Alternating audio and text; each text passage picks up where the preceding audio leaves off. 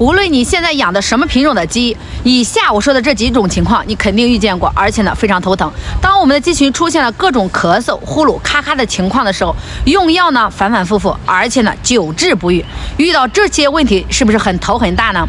针对这个问题，今天给大家分享一个小绝招，效果呢很理想。老规矩，右边的红心和加号帮忙点一下，要不然你用的时候就找不到了。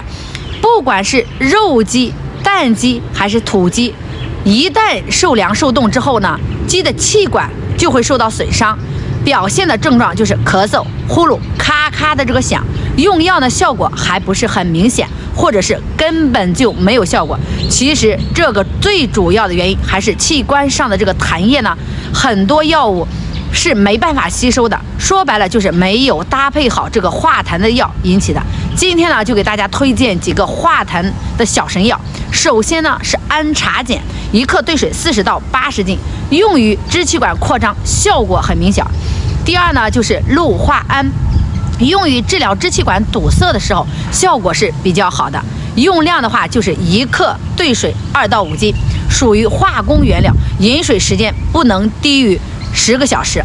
第三呢就是万呼宁，1袋的话兑水300斤，是常用的，效果呢也是非常明显。